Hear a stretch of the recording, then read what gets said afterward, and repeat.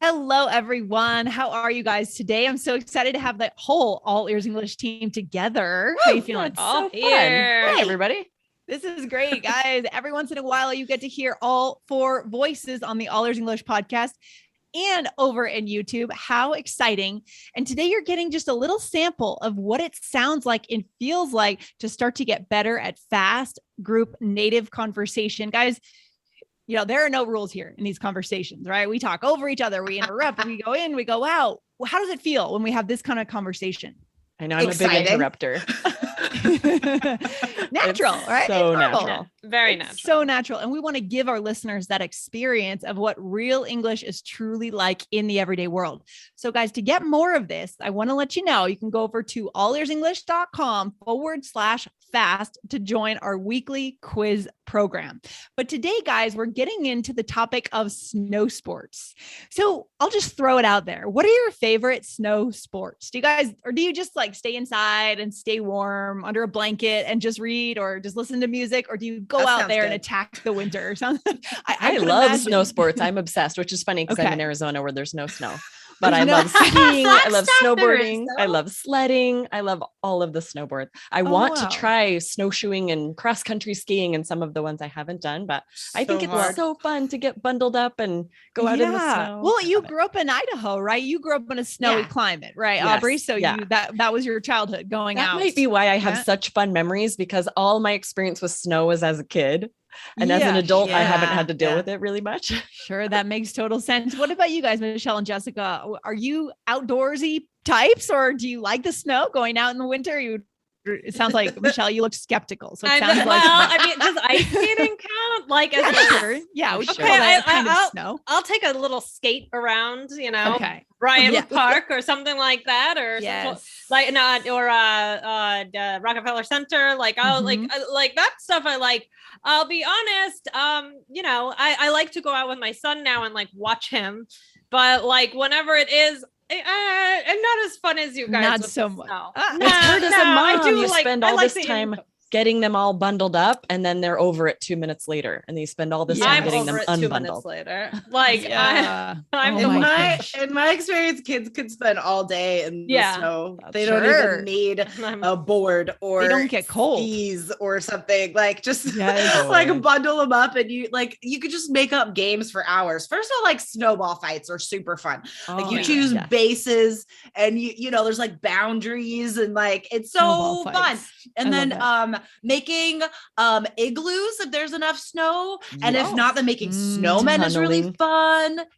Like there's so much fun stuff in the snow. I get annoyed when I have to walk my dogs in the snow, because that's just like hard. But if I leave them home and James and I just go play, then it's fun.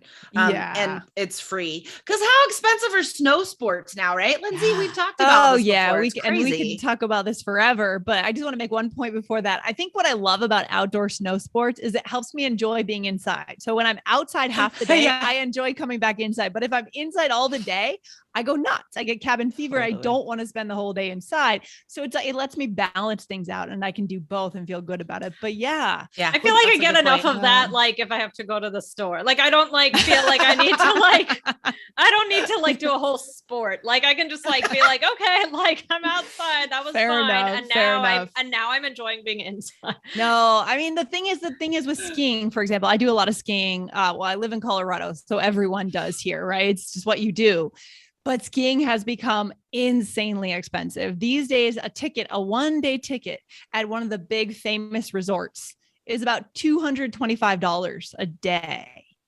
That is bananas. I'm getting silence. Plus on the all the gear. right? The gear is so expensive too. It's bananas. Just to have all the snow clothes and the snowboard and the skis or whatever. It's so expensive. So much. Right. So it's like become elitist, where a very small percentage of the population skis now. And I think it's really sad, because when I was a kid, we used to spend $12 to go skiing for an afternoon in New Hampshire. Totally. $12. Did you guys ski as kids, Jessica? I think you maybe been skiing a couple times.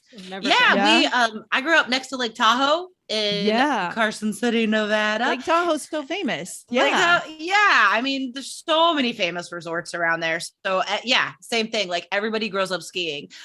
Our parents all drop us off at the community center Saturday mornings or whatever. And then we all take the ski bus up for the ski program. Then you have lessons in the morning, and then they set loose all these crazy middle schoolers or however old you are, right, in the afternoon.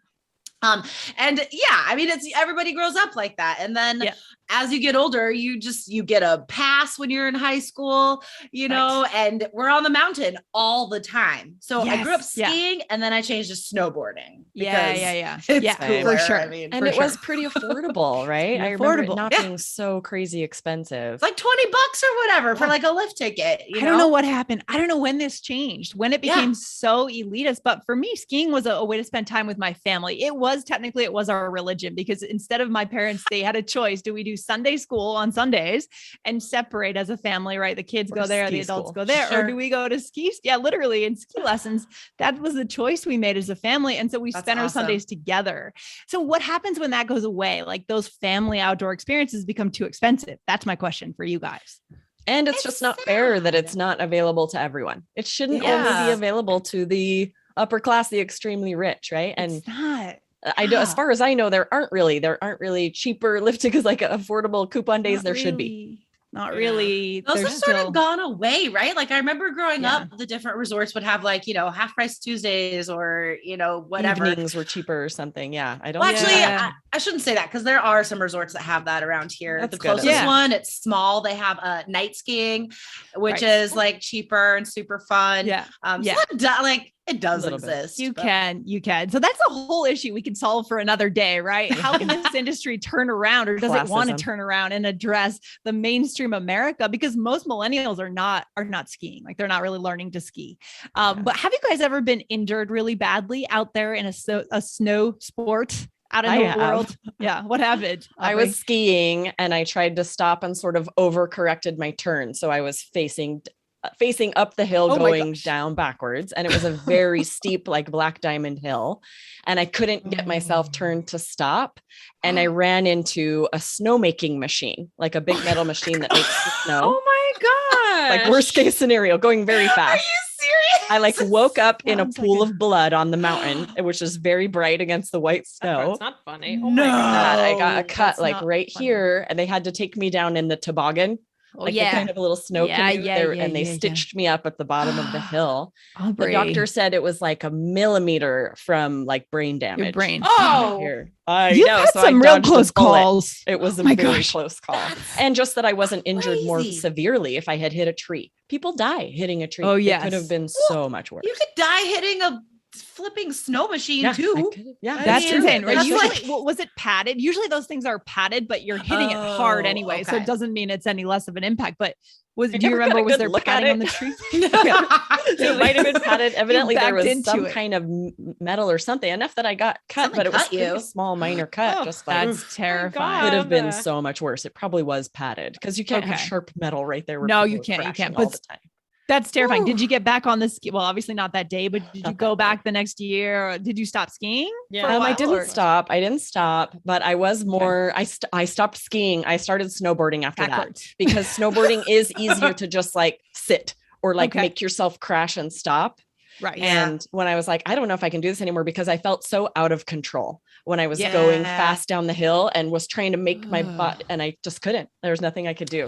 Whereas snowboarding, you can make yourself stop. Okay. So that's my question. So like, since I'm not quite into the snow sports, like what for a snow sport newbie person who doesn't like going too fast, and doesn't want to be out of control that much, what would you recommend?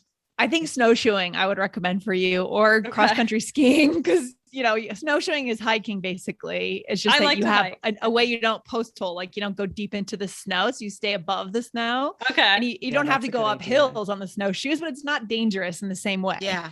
Okay. So I like a good safe activity. Yeah. I wouldn't go snowboarding or skiing. They both are dangerous. My husband really wrecked snowboarding and got a bad concussion just because even if it's powder, it can still be so hard when you wreck and hit your head. Yeah. It's dangerous. And I also hit a tree on skis when I was in middle school. Yeah. I skied right into one and bounced off the other. It's like, I don't know. Were you injured? I was a little bit, I laid down. I was, kind of a little disoriented. I mean, there may have been brain damage. We don't know. Lindsay. We'll never know. So yeah, it is dangerous. And it's, I wasn't paying attention. I was just skiing and watching someone else. And all of a sudden my skis were veering into the woods. Oh my gosh. It happens so easily. Yeah. This kind of thing. Mm-hmm. Okay. Last question. What do you guys think about sledding? That is a snow sport that we haven't talked about yet. And like, it's so fun and it can be free. Yeah. Sleds are cheap. There's all these snow parks around Mount Hood. I'm looking out the window. You guys can see where I'm pointing, but like, there's all these snow parks around here. And yeah, it's like, it's free. You buy a sled. Really? Or I take an inner tube. Like I use the same thing on the river and the mountain. And it's so fun. Do you guys go sledding? That can be really dangerous too. My brother broke his arm sledding because we would pull sleds behind a tractor or a 4-wheeler and probably go way faster than we should have. Like just going down a slope, pretty safe. That's good. Don't go behind motorized vehicles. It's not wise. Ill-advised. Oh, I won't. No, we always did. I think that's a great alternative to spending all that money on a ski ticket. Totally. You could take your family out, right? Bring hot chocolate, make it a day, or it could just be a couple of hours. Skiing is a huge commitment. Like the whole day you're up there, right? Oh yeah. But sledding could be a couple hours. I think it's great. Why not? Sure. Yeah, it is. You can feel the difference if you're an adult and not a kid. Going off jumps, getting in the air, and then landing.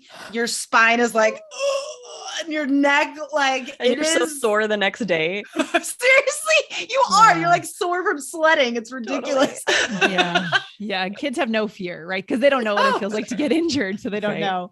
I love James' third trip skiing. He got a couple lessons. His third trip skiing. This kid was flying off jumps, like spread eagle in the air, just like zero fear of anything. Oh, so of course. It's amazing. Awesome. I love it, guys. This has been a great topic that I think a lot of our listeners will be able to relate to. So guys, again, if you want to get this true experience listening to natural group English like this, go over to allersenglish.com/fast and sign up for the program. Okay, guys, thanks for hanging out today. This has been fun. Thank you. Thanks, guys. Bye.